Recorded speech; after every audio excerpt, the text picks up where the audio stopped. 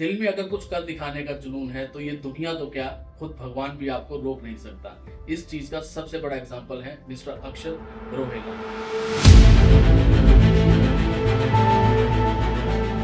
7 महीने की उम्र में अपनी दाहिनी बाजू गंवा दी। दुनिया ने कहा कि ये नॉर्मल जिंदगी भी नहीं जी पाएगा, लेकिन अक्षत ने ये ठान लिया कि मैं दुनिया में नॉर्मल लोगों से भी आगे बढ़ के दिखाऊंगा।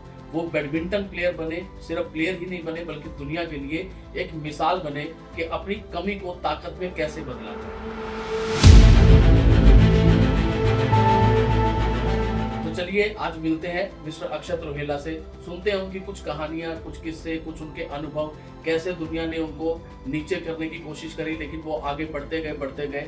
2020 में दक्ष दिव्यांग खिलाड़ी का खिताब उन्होंने जीता। इंटरनेशनल गेम्स में हिंदुस्तान का नाम रोशन किया, वहां तक हिंदुस्तान का झंडा ये लेकर गए। तो चलिए मिलते हैं और कुछ बातें करते हैं।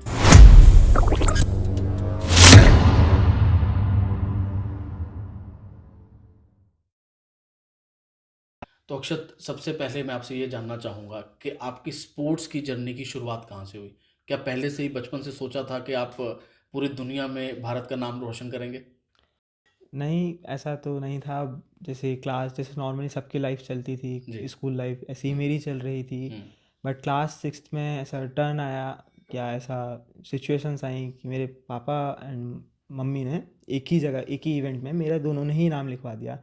तो जो ऑर्गेनाइज़र थे वो बोले कि सेम ही बच्चा है और सेम हुँ, बच्चे के आपने दोनों ने एंट्री करवाई है। हुँ, तो दोनों हंसने लग गए, मतलब। तो उसके बाद फिर मैं वहाँ से मेरी जर्नी जो स्टार्ट हुई है, जैसे वहाँ पे मैं खेला नॉर्मली। एक एक स्टार्टिंग थी, विदाउट प्रैक्टिस गया, विदाउट कुछ। रन एथलेटिक्स मीट थी, 100 मीटर, 200 मीटर। इसमें दोनों में मैं स्टेट कैंप के लिए सिलेक्ट हुआ, देहरादून।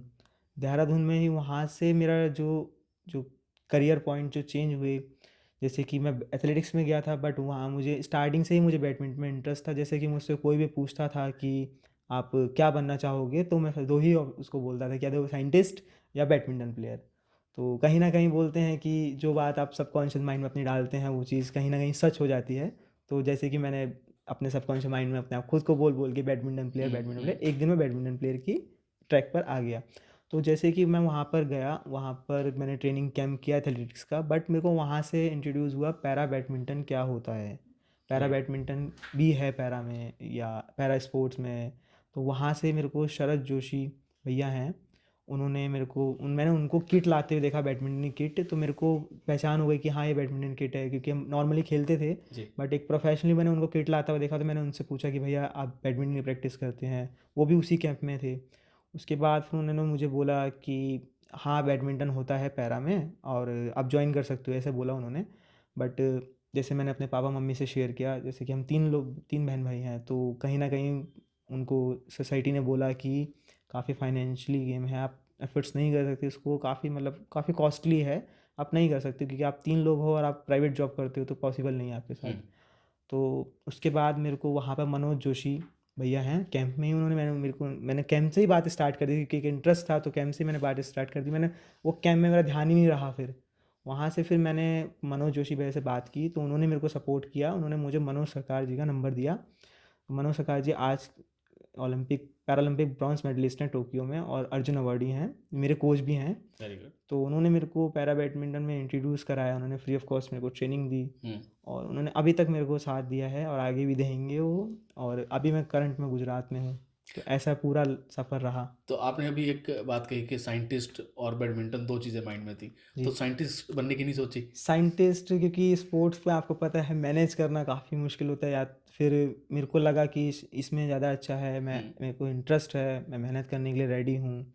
तो फिर मेरे को इसी में चला गया, फिर मैं आगे फिर उधर कभी ध्यान ही नहीं किया, फिर बट ध्यान नहीं गया देखते कभी, हैं ठीक है। ऐसा। तो ये डिसेबिलिटी कैसे हुई? ये कोई एक्सीडेंट के बाद हुई या फिर ये जन्म से कुछ ऐसा प्रॉब्लम था? एक्चुअली जब मेरा बर्थ हुआ था तो मैं गांव में था। हुँ, तो हुँ, गांव में मेरे को नॉर्मली फ़ीवर हुआ था। तो नॉर्मली किसी डॉक्टर ने गांव के फ़ीवर की मेडिसिन्स दे दी थी।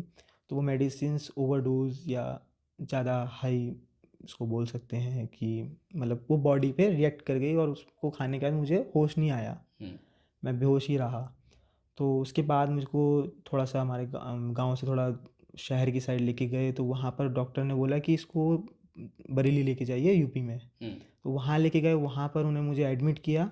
एडमिट करने के बाद उन्होंने जो बॉटल की जो आगे की जो सिरिंज होती है या जिससे ग्लूकोज अंदर जाता है, उन्होंने वो गलत नस में लगा दी। तो जब वो गलत नस में लगाई तो वहाँ से मेरा सेप्टिक फैलना स्टार्ट हो गया।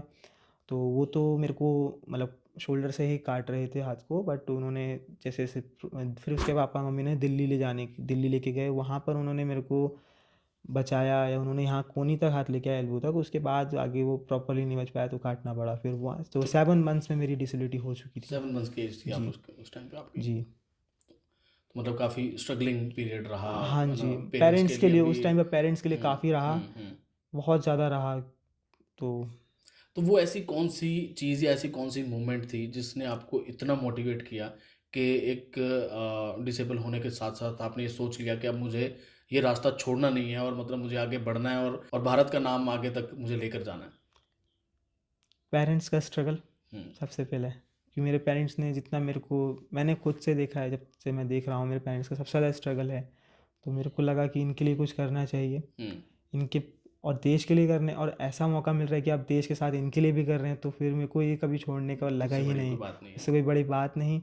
और कहीं ना कहीं लोगों के जो चिढ़ाना था एक, कि लूला बोलते हैं जिनका हाथ नहीं होता या जो नहीं होता, बिल्कुल। उनको लूला बोला जाता है। जी। तो वो चीज़ मुझे गलत प्रूफ करनी थी, हम्म। कि आप ऐसा नहीं है, एक विकलांग एक दिव्यांग भी हो सकता है, बिल्कुल। जैसे कि हमारे प्रधानमंत्री जी ने कहा है। बिल्कुल।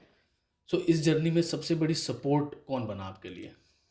इस जर्नी में सबसे ज़्यादा सपोर्ट मेरी पेरेंट्स का, पेरेंट्स के बाद पेरेंट्स में से मदर ज़्यादा या फादर ज़्यादा, कुछ ऐसा?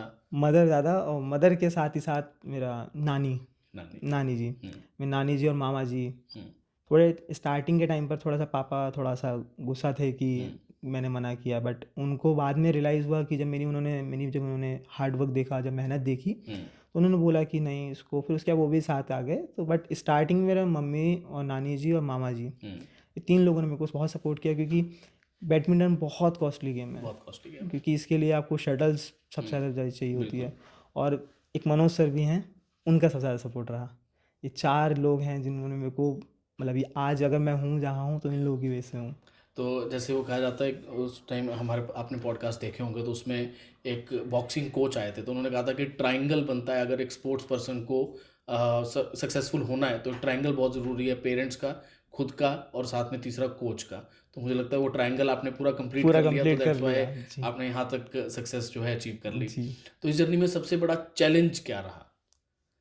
सबसे बड़ा challenge financially, financial challenge. Financial challenge, क्योंकि जैसे कि सबको पता ही है बैडमिंटन कॉस्टली गेम है, और हम थ्री हमारी फैमिली के लिए मतलब काफ़ी मुश्किल था कि उसको कंटिन्यू करना। बट कहते हैं ना कि आप पहले खुद से सोचिए, या खुद से आप घर से कदम निकालिए, तो सब आपके साथ आते हैं। जैसे कि मैंने घर से कदम निकाला, मेरे साथ बिल्कुल। मनोज जोशी भैया, जी। मनोज सरकार सर, हम्म। और रघुनाथ विश्वास सर, हम्म। तो ये लोग सब आए मेरे साथ, तो मैंने भी घर से कदम निकाला। तो मेरे को कोई घर से कदम निकालना चाहिए, उसके बाद आपके साथ सब आते हैं, धीरे धीरे सब सब जुड़ता सब जाता है। धीरे धीरे सब जुड़ते हैं। तो आपने दक्ष दिव्यांग खिलाड़ी 2020 का सम्मान जीता, खेलो इंडिया, देन उसके बाद नेशनल पैरा बैडमिंटन, अब आप इंटरनेशनल लेवल तक पहुंच चुके हैं। तो इस लेवल पे पहुंचने के बाद उन लोगों को आप क्या मैसेज देना चाहेंगे जो डिसेबिलिटी को एक बहुत गलत तरीके से देखते हैं, पहला? सेकंड, अगर कोई खुद डिसेबल है तो उसको अपनी ज़िंदगी का एक एक्सक्यूज़ बना लेता है कि मैं इस वजह से ये नहीं कर सकता क्योंकि मैं डिसेबल हूँ, तो उनके लिए आपका क्या मैसेज है? उनके लिए मेरा मैसेज यही है कि देखिए, आप अगर आपको सोसाइटी चिढ़ा रही है, या आपको सोसाइटी बोल रही है कि आप ऐसे हो या वैसे हो, तो आपको उनको गलत प्रूफ करने के लिए आपको खुद से तो मेहनत करनी पड़ेगी ना। आप खुद बिल्कुल। से आपको मेंटली प्रिपेयर होना पड़ेगा, क्योंकि सबसे ज़्यादा मेंटली आपको स्ट्रांग रहना है। फिजिकली एक टाइम पर आके स्ट्रांग हो जाते हैं, बट मेंटली अगर आप स्ट्रांग नहीं होंगे तो स्पोर्ट्स में क्या, आप लाइफ भी बहुत टफ हो जाएगी। तो पहले आप अंदर से खुद से सोचिए कि मेरे को ये करना है, या मैं ऐसा नहीं हूँ। आप खुद से सोचिए। मैं सच बोलूँ, मैं कभी अपने आप को पैरा मानता ही नहीं हूँ। मैं जहाँ भी जाता हूँ मैं सीधा बोलता हूँ मैं तो नॉर्मल हूँ। लोग कहते हैं कि नहीं नहीं हाथ में दिक्कत है, नहीं हो पाएगा, तो मैं नॉर्मल, मैं सब कर लूँगा। मैं स्कूल लाइफ में भी बच्चे लोगों ने चिढ़ाया है, मेरे साथ वालों ने चिढ़ाया, बट उनको मैंने गलत प्रूफ किया, जबकि मैं अभी इंटरनेशनल मेडलिस्ट और नेशनल मेडलिस्ट हूँ। तो आपका क्या मैसेज है, किस तरीके से एक अपने आप को मेंटली कैसे स्ट्रांग किया जाए जब आप एक डिसेबल हैं? तो क्या उसका कोई तरीका है, कोई उसकी कोई एक स्ट्रेटजी, कोई उसका एक लगा लो कोई यूनिक पॉइंट है कि किस तरीके से मेंटली अपने आप को प्रिपेयर किया जा सकता है? सबसे पहले आप सबकी सुनना बंद करिए। आप सुनिए, आप सबकी जब तक आप सबकी सुनते हैं, आपका सब जो सबकॉन्शियस माइंड है वो आपके सबकॉन्शियस माइंड कभी भी पॉजिटिव थिंग्स खुद से नहीं लेता। हुँ, वो नेगेटिव चीज़ें लेता रहेगा, फिर वो आपके मन में डाउट्स आपके लिए डाल देगा कि आप हुँ, ऐसे ही हो हुँ, और ऐसे ही रहोगे। आप आप जैसे आप जो अच्छे लोग हैं आपके लिए, जैसे हुँ, आपको पता है कि आप उनकी सुन रहे हैं तो ठीक है, बट आप सबकी सुन रहे हैं तो आपके सबकॉन्शियस माइंड में कहीं न कहीं ये आएगा कि मैं ये नहीं कर सकता। बिल्कुल। जैसे कि आज के हमारे इंडिया में बहुत बहुत दिव्यांग लोग हैं, हुँ, बट उसमें से कुछ ही दिव्यांग स्पोर्ट्स में आ रहे हैं या हुँ, आ चुके हैं या आ बिल्कुल। रहे हैं। जी। बट जो बाकी लोग हैं वो इसीलिए पीछे हैं क्योंकि वो सोसाइटी की ज़्यादा सुन रहे हैं, वो अपनी दिल की नहीं सुन रहे, अपना इंटरेस्ट नहीं सुन रहे। हुँ, तो सबसे पहले आपको अपना इंटरेस्ट, और आपको पता है कि अगर आपको लगता है कि आप हार्ड वर्क कर सकते हैं, तभी आप मेरे हिसाब से कि आप स्पोर्ट्स की लाइन में आइए, क्योंकि हार्ड वर्क बहुत ज़रूरी है। आप बीच में नहीं छोड़ सकते हो कुछ भी। बिल्कुल। अगर आप सोचते हैं कि हम 2-3 महीने के लिए आ रहे हैं, कुछ कुछ सालों के लिए आ रहे हैं, तो वो चीज़ गलत है। आप आइए, हार्ड वर्क प्रॉपरली सोच के आइए कि हाँ, मुझे हार्ड वर्क करना है, मेंटली प्रिपेयर होके। और मेंटली प्रिपेयर होने का एक ही है कि आप जो भी हमारे रोल मॉडल्स हैं, जैसे पैरा के ही दे दूँ मैं 2-3 हुँ, नाम, हुँ, तो गलत नहीं होगा। जैसे मनोज सखा सर, हुँ, प्रमोद भगत भैया हुँ, और नितेश भैया, अभी तीनों ही मेडलिस्ट हैं पैरालंपिक टोक्यो, पेरिस में। हुँ, तो इन लोगों को देखिए, इन्होंने भी लाइफ स्ट्रगल किया है।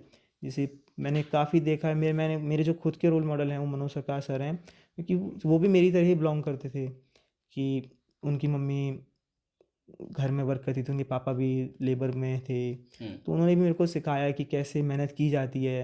हुँ, तो वही है ना, सबसे पहले आप घर से कदम निकालिए, तभी सब आपके साथ आएँगे। तो वही चीज़ मैं बोलना चाहूँगा कि आप सोच रहे हैं अच्छी बात है, बट आप घर में सोचे-सोचे कुछ नहीं होगा। हुँ। आप बाहर आइए, आप बेड पे बैठे हैं या आप कहीं बैठे हैं तो बाहर तो आइए, एफर्ट तभी करना होगा। तो ज़रूरी है। एफ़र्ट करना बहुत ज़रूरी है, और मुझे ऐसा लगता है जब तक वो नहीं होगा, जब तक आप कहीं स्टैंड नहीं कर सकते हो, तो सबसे पहले वो ज़रूरी है। तो घर बिल्कुल, से बाहर आइए, बहुत लोग हैं आपके हाथ पकड़ने के लिए, और अब तो इंडिया में पैरा स्पोर्ट्स काफ़ी ऊपर आ काफ़ी चुका ऊपर है। आ रहा है, काफ़ी लोग अवेयर हो रहे हैं इस काफ़ी चीज़ को लोग अफेयर लेकर। हो रहे हैं। हमारे प्राइम मिनिस्टर सर बहुत अच्छा कर रहे हुँ, हैं आज। हुँ, जितना वो अच्छा कर रहे हैं, मुझे लगा लास्ट कुछ ईयर्स में हुआ, क्योंकि पैरा में आप लगाइए 7 गोल्ड मेडल्स हैं, जो एबल में सिर्फ मेडल्स हैं, और हमारे 7 गोल्ड हैं, 29 तो हमारे टोटल हैं। Very good. तो जब कोर्ट में होते हैं, तो अपोनेंट को देखकर सबसे बड़ा डर आपके मन में क्या होता है? खुद की एक्सपेक्टेशंस, हुँ, क्योंकि जब हम मेहनत करते हैं ग्राउंड में, एक अकेले में जो मेहनत हो रही होती है प्रैक्टिस टाइम पर, उसके बाद अगर हम हारते हैं, हुँ, तो हम खुद को मिरर में या खुद का सामना नहीं कर पाते। सोसाइटी से तो हम बाद में मिलते हैं, पहले खुद से नहीं मिल पाते कि हम इतनी मेहनत करने के बाद क्यों हारे। बिल्कुल। कई कई बार ऐसा होता है, नींद नहीं आती है रात में, खाना खाने का मन नहीं करता, क्योंकि हार गए, इतनी मेहनत के बाद हार गए, तो हुँ, कैसे क्यों हारे, रीज़न यही रीज़न की वजह से, मतलब जो एक्सपेक्टेशन है ना खुद की, वो हार बहुत मतलब गलत है। क्योंकि मेरे को एक बार याद है 2027 में मेरा मैच था बनारस में, मेरा फर्स्ट नेशनल्स था। तो उस टाइम पर मेरे को जो मैच पड़ा था वो काफ़ी सीनियर्स के साथ पड़ा था, मतलब हुँ, भैया हैं, तो उनके साथ पड़ा था। मैंने अपने कोच से बोला, मनोज सर से, कि सर मेरा मैच राकेश पांडे जी के साथ है, ऐसे बोला मैंने। कुछ समय नहीं पता था कि बड़े हैं छोटे हैं, हुँ, क्योंकि जब ड्रॉज आते हैं तो मैं तभी ड्रॉज देख के मैं तुरंत खुश होके गया, क्योंकि उस टाइम पर मैं 14 या 15 का था एज में, तो छोटा ही था। तो मैं बड़ा खुश होके गया सर के पास कि सर इनके साथ मैच है, मैच तो निकाल दूंगा, मैं जीत जाऊंगा। थोड़ा हुँ, सा था कि मेहनत करके आया हूँ तो निकाल लूँगा। बिल्कुल। बट जब मैंने उनके पास जाके देखा तो काफ़ी मतलब एजेड थे, मेरे मेरे सर उनको भैया बोल रहे थे, तो आप लगाइए कितना कितना ही बड़े होंगे वो। हुँ, तो उन्होंने मेरे को बोला कि ये हैं राकेश पांडे जी। अब मैं उसमें छोटा था तो हाइट में छोटा, वो लंबे, तो मैं उनको इस तरीके से देख रहा था कि हुँ, मतलब इनके साथ है मैच। तो मैं वहीं, मतलब एक बोलते हैं ना कि मेंटली आप स्ट्रांग, मैं उसमें मेंटली स्ट्रांग नहीं था, मैं वहीं हार गया। बिल्कुल। मैं कोर्ट पे नहीं हारा, हुँ, मैं ग्राउंड वहीं पर हार गया, डाइनिंग टेबल था वहाँ पर हार हुँ, गया मैं। हुँ, मेंटली हार गया, बिल्कुल, फिजिकली तो मैं कोर्ट में हारा ही हारा। बिल्कुल। और मुझे आज तक स्कोर याद है, मैं कभी स्कोर नहीं भूल सकता लाइफ टाइम अपना, 21-7, 21-7। हुँ, बट मैं आज की डेट में उसमें से पॉजिटिव थिंग ये निकालना चाहूँगा, जैसे कि मैंने अभी बताया आपको कि मैं उस समय मेंटली स्ट्रांग नहीं था। धीरे धीरे मैंने भी चीज़ें सीखी हैं मेंटली स्ट्रांग के लिए।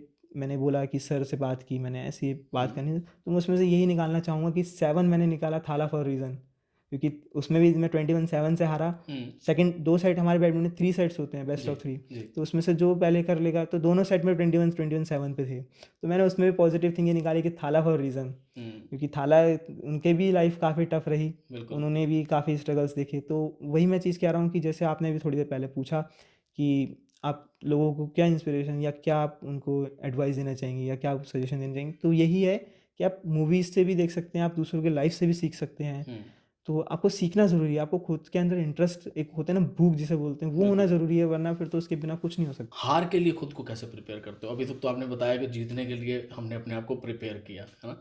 तो हार के लिए मेंटली कैसे खुद को प्रिपेयर करना चाहिए? आपको, जैसे मैं, सभी जानते हैं कि हर प्लेयर जीतने के लिए ही जाता है, हुँ, सभी जीतने के लिए आते हैं, तो मैं भी यही सोच के आता हूँ वैसे कि जीतूँगा।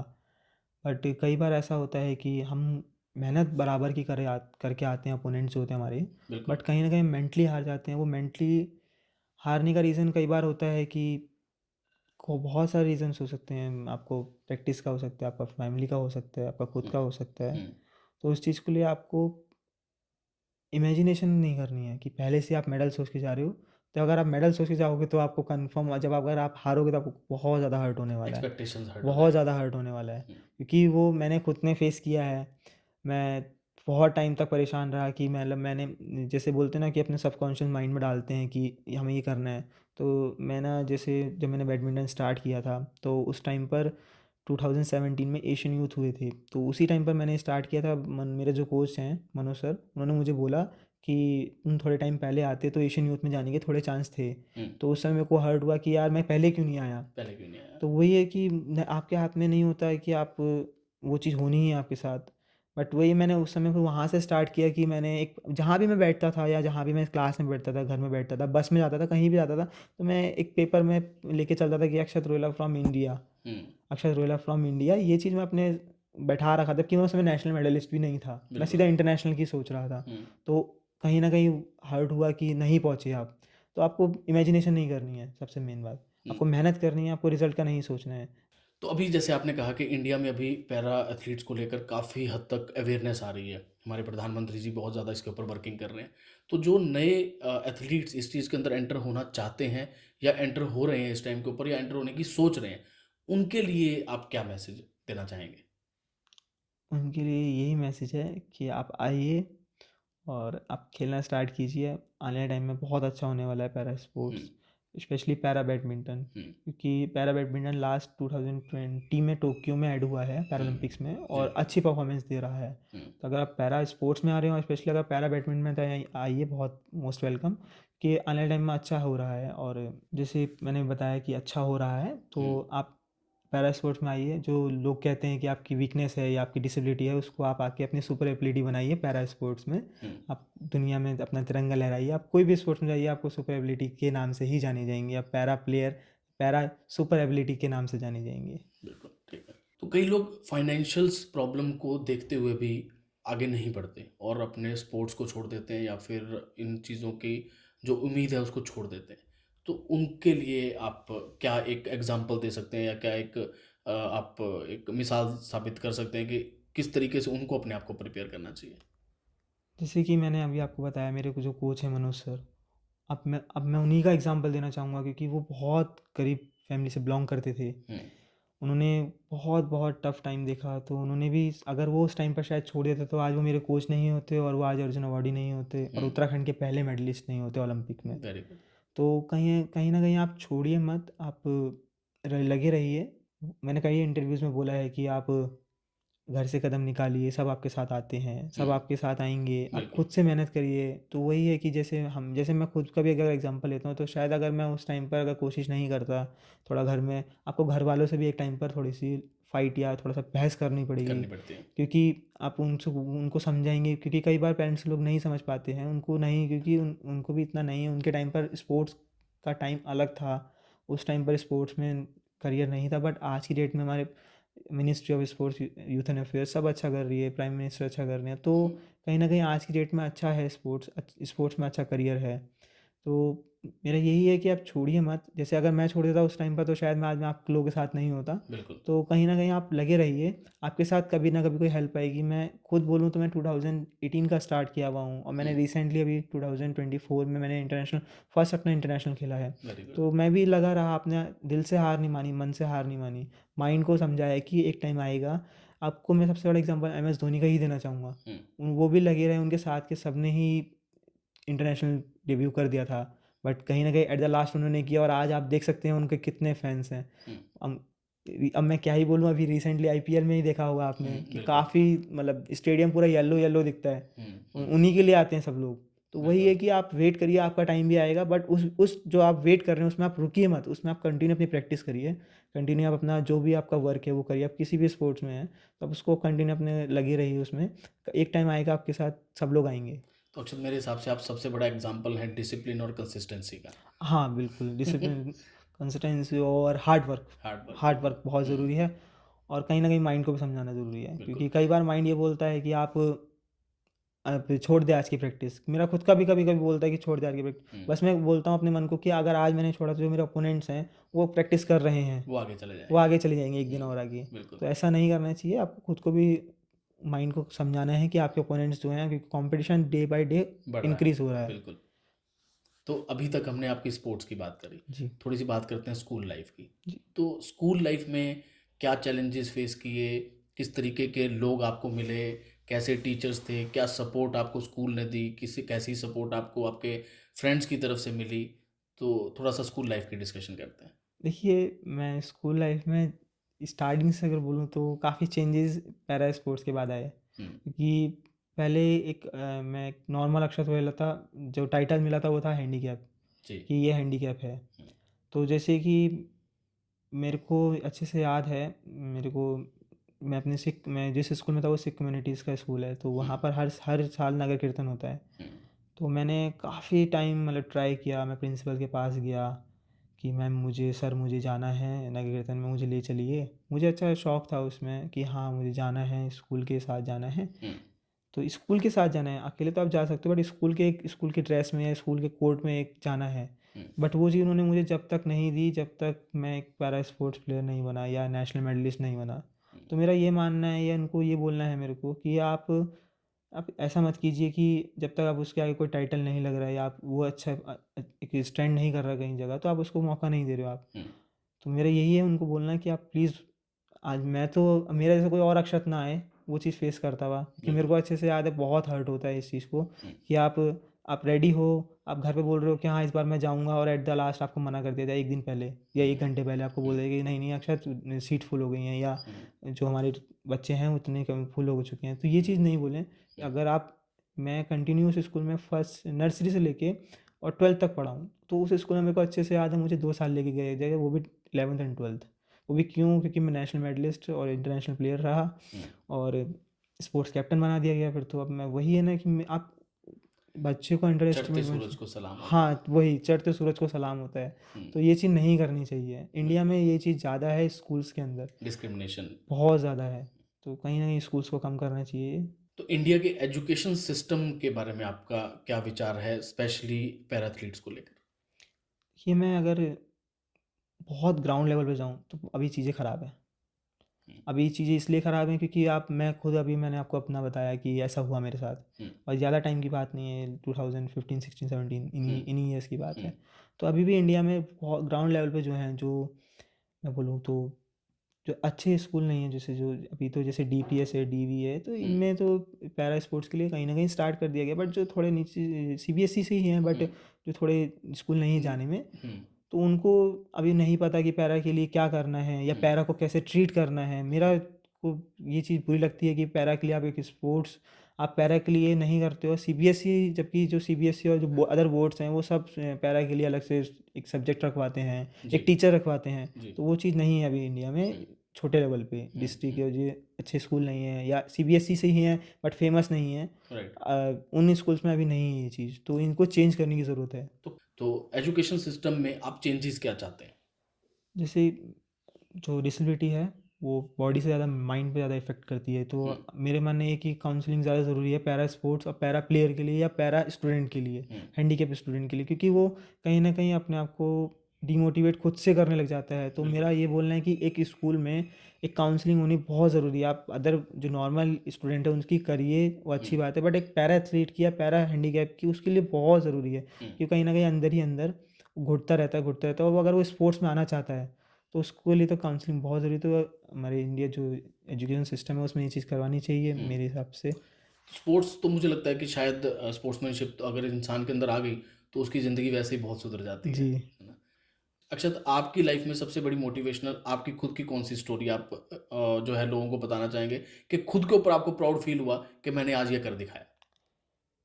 2023 में नेशनल गेम्स हुए थे एबल बॉडी। ओके, वहाँ पर एबल सुप बॉडी के। जी, ओके। एबल बॉडी वहाँ पर कोई सुपर एबिलिटीज़ के साथ नहीं था जैसे कि मैं हूँ। हुँ, वहाँ पे लोग बोल रहे थे कि हैंडीकैप है तो ये क्या ही करेगा, हुँ, पहला दूसरा राउंड खेलेगा या हार जाएगा और घर चले जाएगा। हुँ, जो कि नेशनल गेम्स हुए थे लखनऊ में, तो इसलिए बोल रहे थे कि घर चले जाएगा। तो वो हुँ, वर्ड्स मुझे आज तक याद हैं कि घर जाने वाला है जल्दी ये, हुँ, अभी इसका मैच होगा वो हरा देगा इसको। तो एक हुँ, बंदा तो वैसे ही कम हो गया, एक प्लेयर वैसे ही कम हो गया कि क्योंकि पहले राउंड में निकल पहले जाएगा राउंड तो में निकल बंदा जाएगा। कम हो तो गया हाँ, एक। एक प्लेयर कम हो गया क्योंकि एक कहीं ना कहीं लोग प्रिडिक्शन कर लेते हैं कि हाँ ये फाइनल तक ये पहुंचेगा, ये फाइनल तक ये पहुंचेगा। बिल्कुल। बट कहीं ना कहीं मैं पहली बार गया था उस टूर्नामेंट में, हुँ, तो लोग मुझे मतलब बोलते हैं ना कि हल्के में लेना, हुँ, उस तरीके की पैरा है क्या ही करेगा। तो बिल्कुल। कहीं न कहीं मैं उस समय थोड़ा-सा सोचने लग गया कि अक्षत आज कहीं न कहीं एक पैरा प्लेयर के लिए एक तेरे को मतलब तू पूरी पैरा टीम को पूरी रिप्रेज़ेंट कर कम्युनिटी, रहा है। पूरी एक हाँ, स्ट्रेंथ पूरा को।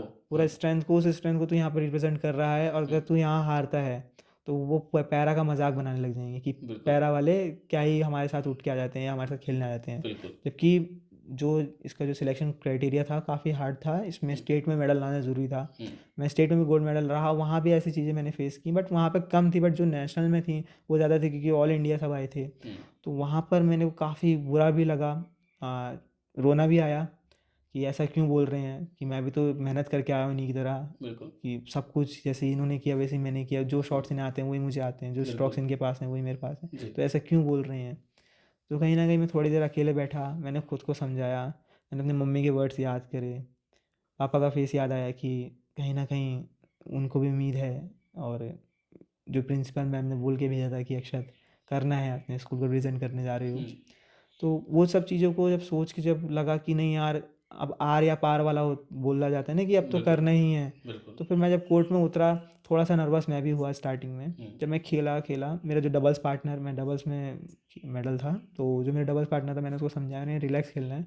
उसने बोला अक्षत मैं हूँ ना, वो मेरे स्कूल का मेरे साथ का है, तो उसने बोला अक्षत मैं हूँ, क्योंकि वो काफ़ी उस टाइम पे काफ़ी सपोर्टिव रहा मेरे लिए। हुँ, तो उसने मेरे को काफ़ी सपोर्ट किया कि अक्षत मैं हूँ, मैं संभालूंगा, बाकी तू बस टेंशन फ्री रह कि तू अच्छा खेलता है, मुझे पता है, हुँ, तभी तेरे को आज तू यहाँ पर है, तू इंटरनेशनल मेडलिस्ट भी है। बिल्कुल। तो वहाँ जब मैंने मेडल जीता, सीधा जब मैं धीरे धीरे जैसे जैसे राउंड्स हम खेलते गए, पहले फर्स्ट राउंड, सेकंड राउंड, फिर राउंड ऑफ 16, फिर क्वार्टर फाइनल, हुँ, फिर सेमीफाइनल, जब फाइनल में पहुंचा तो वही बच्चे सब मेरा मैच देख रहे हैं वहाँ बैठ के, सब बैठ गए हैं चेयर लगा के। इंटरेस्ट से। हाँ कि यार मतलब हम तो इसको बहुत हल्के में ले रहे थे, बिल्कुल। ये तो फाइनल तक पहुंच रहा है। हुँ, और फाइनल में जब वो लास्ट पॉइंट, जब 21 शायद 15 था, 21-16 सेकंड सेट में, ऐसे 15-16 था पॉइंट्स में। तो जब वो लास्ट पॉइंट जब जीता ना, तो मतलब मेरी आंखों में थोड़ा सा बोलते हैं कि आंसू, खुशी आँसू। वाले कि यार हुँ, एटलीस्ट प्रूफ कर दिया। खुद को प्रूव किया। खुद को प्रूफ कर दिया, जिसको आप रिप्रेजेंट कर रहे हो उसको हुँ, प्रूफ कर दिया, पैरा टीम को, एक पैरा हैंडीकैप बच्चे हो को अगर ऐसा बोलते हैं लोग तो कहीं हुँ, ना कहीं डिमोटिवेट होते हैं, मैं भी हुआ। तो मेरे को उन सब के फेस याद आया कि यार आज तो फिर करना है। जब मैं मेडल जीता तो वहाँ पर एक अकेला मैं ही था जो हैंडीकैप था, बट मैं उस समय अपने आप को हैंडीकैप नहीं, मैं सुपर मेरा एबिलिटी, खुद सुपर क्लैपिंग करने पावर। का मेरा खुद हाँ, क्लैपिंग करने खुद का खुद मन कर रहा है कैल्पिंग आपके करने का मन लिए। कर रहा था, पार्टनर को मन करता कि उसको हक कर लूँ। हुँ, पर ऐसा हुआ, थोड़ा मूवमेंट्स वैसे हुए, मुझे अच्छे से याद है। हुँ, उसके बाद फिर जो ओपोनेंट्स थे वो भी बोलने लगे कि ये बहुत अच्छा खेला भाई, हुँ, ऐसा करके कि बहुत अच्छा, हम मतलब गलती हो गई। फिर उसके हुँ, बाद जब मैं मेडल सेरेमनी के बाद जब बाहर गया, तो काफ़ी लोगों ने मुझसे बोला कि भाई सॉरी। हुँ, तो मैं उनको यही बोलना चाहा, मैं आज भी यही बोलना चाहूँगा कि आप किसी को भी जज मत कीजिए, किसी को बिल्कुल, अंडर एस्टिमेट नहीं करना चाहिए, बिल्कुल, क्योंकि कहीं ना कहीं उसको अगर हर्ट हुआ तो मेहनत भले ही करके आया ना हो, बट वो जीतने की पूरी कोशिश करेगा। अब जैसे कि मैंने की, मैं मेहनत करके आया, कहीं न कहीं मेरे को ज़िद चढ़ गई थी कि अब हुँ, करना है। तो बिल्कुल, वही मैं आने वाले जो यूथ है उसको यही बोलना चाहूँगा कि आप ज़िद के साथ आइए। हुँ, जितना आप ज़िद के साथ आएँगे आप सबको हरा देंगे। और आप, मेरे को एक यही सजेशन है कि आप एबल के साथ ज़्यादा खेलिए, हुँ, जो एबल बॉडी है, क्योंकि आप उनके साथ ज़्यादा खेलेंगे तो आप पैरा में ईज़िली जीत जाएँगे। ईज़िली जीत जाएँगे। क्योंकि कहीं न कहीं एबल बॉडी एडवांस थोड़ा-सा चलता है। बिल्कुल, तो वहाँ पर मैं खेल के आया हूँ खुद, तो मुझे पता है कि क्या-क्या कमियाँ हम में हो सकती हैं या हम में चलती हैं। जितने अभी अच्छे प्लेयर्स हैं पैरा में, जैसे चिराग भैया, रघुपति हैं उधर साउथ के, तो इन लोगों ने सब इन्हें एबल बॉडी के साथ ही खेला है। हार्दिक हुँ, मक्कर हरियाणा के हैं, जी, तो देव राठी भी हरियाणा, तो ये जितने प्लेयर्स हैं एबल बॉडी के साथ खेल के आते हैं। तो कहीं न कहीं इनसे भी सीखने को मिल रहा है कि ये लोग भी एबल बॉडी के साथ खेल रहे हैं, तो मैं भी एबल बॉडी के साथ। तो मैं यही बोलना चाहूँगा जो यूथ आ रहे हैं या जो जूनियर्स हमारे आ रहे हैं पैरा स्पोर्ट्स में, आप एबल के साथ ज़्यादा खेलिए और आप ज़िद के साथ आइए। जिस दिन आप ज़िद के साथ आएँगे आप 100% जीतेंगे, और कभी भी मत सोचिए कि आप नहीं कर सकते हैं, आप कर सकते हैं। बिल्कुल। तो अक्षत, अब देखो, शहरों में काफ़ी हद तक चीज़ों को लेकर, इन चीज़ों को लेकर अवेयरनेस आ चुकी है, और मुझे लगता है कि लोगों को एक दूसरे की लाइफ से कोई ज़्यादा खास मतलब भी नहीं है, तो इसी करके एक दूसरे की इंटरफेरेंस भी नहीं होती एक दूसरे की लाइफ में। तो वहाँ पर मुझे लगता है कि डिसेबल लोगों को ज़्यादा मतलब परेशानी नहीं आती शहरों में, लेकिन गांव में आज भी कहीं ना कहीं एक दूसरे की लाइफ के अंदर इंटरफेरेंस आज भी की जाती है। तो वहाँ पर एक बहुत बड़ा कंसर्न पैदा होता है कि जो डिसेबल बच्चा है, उसकी फैमिली को भी बहुत स्ट्रगल फेस करनी पड़ती है, और उस बच्चे को भी खुद बहुत स्ट्रगल फेस करनी पड़ती है। तो उनके लिए आपका क्या मैसेज है कि उस चीज़ को कैसे ओवरकम किया जा सकता है?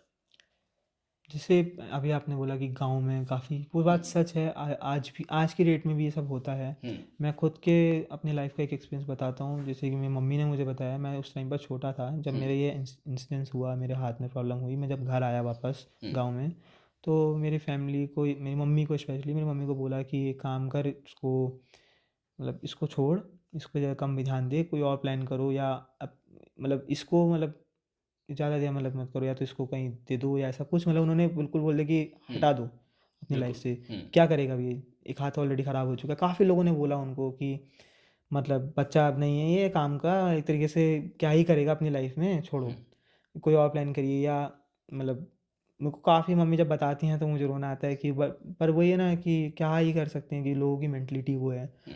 तो मेरे को ये बोलना है कि वो बच्चा आज देखो आपके सामने बैठा है। एटलीस्ट गाँव का यूथ ये चीज़ें सुनकर मुझे लगता है कि शायद कुछ इम्प्रूवमेंट कर पाए।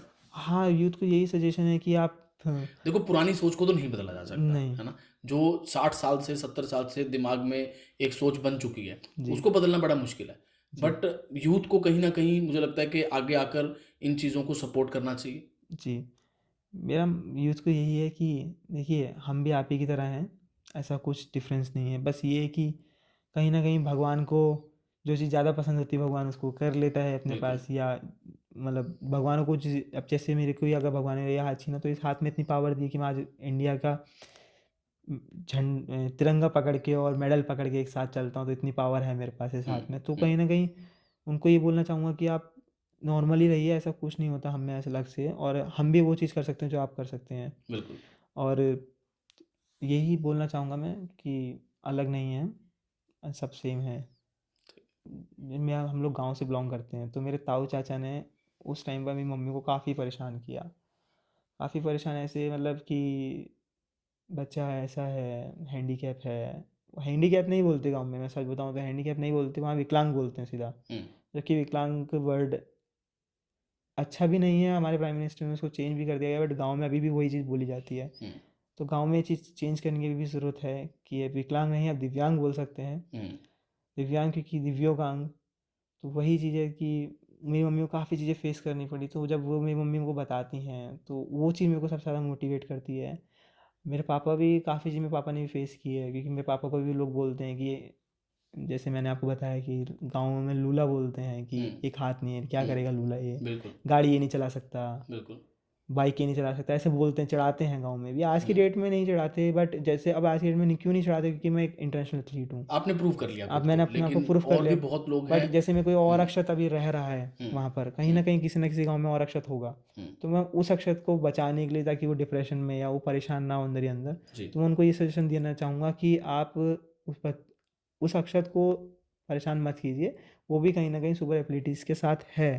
बट उसको आप खुद से, आप जैसे अभी हमारे सिटीज़ में और हमारी जो अच्छी-अच्छी जगह हैं, जैसे काफ़ी हाईटेक हुँ, सिटीज़ हैं, उसमें पैरा स्पोर्ट्स को सब जानते हैं, जी, बट गाँव में नहीं जानते। तो हमें वही चीज़ करनी है, हमें अपने गाँव में स्टार्ट करना है। बिल्कुल, हमारी गवर्नमेंट को ऐसा कुछ करना चाहिए कि गाँव के अंदर लोगों को पता लगे। जैसे कहते हैं ना कि आप कहीं भी जाते हो, आप किसी चीज़ का आपको चस्का होता है, तो आप उसको तुरंत ढूँढ लेते हो। जी, तो वो चीज़ अभी हम गवर्नमेंट को, हमें गाँव में करना चाहिए। हमारी गवर्नमेंट सिटीज़ में बहुत अच्छा कर रही है। अच्छी-अच्छी सिटीज़ में हमारी ऑल इंडिया में पूरा अच्छा चल रहा है, बट गाँव की जो बहुत ग्रास रूट लेवल है, टैलेंट वहाँ पर भी है। पैरा में भी है, एबल में भी है। उस ग्रास रूट लेवल पे उसको ऊपर लेके आइए, क्योंकि मेरे को भी काफ़ी टाइम लगा ऊपर आने में, मेरे को भी काफ़ी स्ट्रगल लगा। अगर वही शायद मेरे को गवर्नमेंट का सपोर्ट मिल जाता तो आज मैं शायद अच्छे लेवल पे होता। मैं ये नहीं कहूँगा मैं अच्छे लेवल पे नहीं हूँ, मैं ठीक हूँ, बट मैं और अच्छे लेवल पे हो सकता था कि कहीं न कहीं गवर्नमेंट का सपोर्ट मिलता। तो जो गाँव में प्लीज़ गवर्नमेंट को ऐसा कुछ करना चाहिए कि गाँव में मिले और लोगों को अवेयरनेस हो कि ये विकलांग नहीं, दिव्यांग है, और दिव्यांग के बाद ये पैरा प्लेयर भी बन सकता है। बिल्कुल। अब एक छोटा सा हम रैपिड फायर राउंड खेलते हैं आपके साथ। जी, एक वर्ड या ज़्यादा से ज़्यादा एक लाइन के अंदर आपको इसका आंसर करना है। जी। सबसे टफ ओपोनेंट आज तक का? सबसे tough opponent Chirag Baretha, Uttarakhand. Uttarakhand. Favourite badminton player? Chia, Malaysia. Match से पहले एक रिचुअल जो ज़रूर करते हो आप? भगवान को याद करते हैं और कहीं न कहीं जो मम्मी बोलती हैं उन वर्ड्स को याद करते हैं और मम्मी को बोलते हैं कि हाँ, चलो अच्छा करके आते हैं। कौन से वर्ड्स हैं वो जो और मम्मी बोलती है?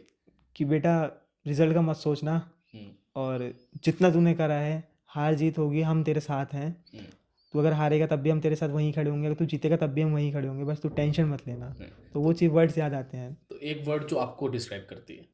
Hard work. अगले 5 साल का गोल क्या है आपका? अगले 5 साल अभी Asian youth games hmm. And Asian games और पैरालंपिक गेम्स। अगर कोई एक सुपर पावर आपको मिलती है तो सबसे पहले चेंजेस क्या करेंगे दुनिया में? पैरा हैंडीकैप बच्चों के लिए कुछ अच्छा करना चाहूँगा। Favourite sports moment of all the time? अभी तक की सबसे अच्छी मोमेंट क्या थी आपकी? School national games 2023 gold medallist का मैच। ज़िंदगी का कौन सा ऐसा मंत्र है जो सबको अपनी ज़िंदगी में फॉलो करना चाहिए? हार्ड वर्क एंड डिसिप्लिन बहुत ज़रूरी है, एक एथलीट के लिए भी और एक नॉर्मल पर्सन के लिए भी जो एक नॉर्मल रूटीन डेली चला रहा है, क्योंकि अगर वो डिसिप्लिन नहीं होगा तो वो अपने वर्क पे फोकस नहीं करेगा। बिल्कुल। और हार्ड वर्क भी ज़रूरी है, कहीं ना कहीं थोड़ी सी डाइट भी ज़रूरी है, क्योंकि अच्छा दिखने के लिए, क्योंकि आजकल लोग करते हैं कि अच्छा दिखने के लिए डाइट अच्छी अच्छी करते हैं। बिल्कुल। हो, तो आज के पॉडकास्ट में सच में मेरे को कम से कम 3-4 बार ऐसा लगा कि मेरे रोंगटे खड़े हो गए हैं, क्योंकि बातें करते हुए इतना कुछ सुनने को मिला, इतना कुछ अक्षत ने अपनी लाइफ में सफ़र किया। बार-बार उसने एक ये बात बोली कि मैं नहीं चाहता कि कोई और दूसरा अक्षत बने। तो ये कैसी दुनिया में हम लोग जी रहे हैं कि जहाँ पर एक-दूसरे को सपोर्ट करने की बजाय हम उसकी नेगेटिव चीज़ों की तरफ हम उसे खींचने में लगे हैं कि वो ज़िंदगी में कुछ ना कर पाए। इवन रिलेटिव्स तक ने इतने नेगेटिव चीज़ें बोली उसको लेकर, लेकिन जिसने करना होता है वो करके दिखाता है। और इस स्टोरी से हमें ये मुझे लगता है कि सीख लेनी चाहिए कि अगर आपके दिल में जुनून है और आप कुछ कर सकते हैं, तो बिल्कुल नेगेटिव चीज़ों को अपने कान के बाहर ही ब्लॉक कर दें, अपने दिमाग तक ना पहुँचने दें, इवन अपने बॉडी के अंदर भी एंट्री मत दें उन चीज़ों को, और अपने आप को प्रूव करने की हर वो कामयाब कोशिश करें, ताकि आगे आने वाली जनरेशन, आगे आने वाले लोग आपको देखें और आपसे उनको इंस्पिरेशन मिले।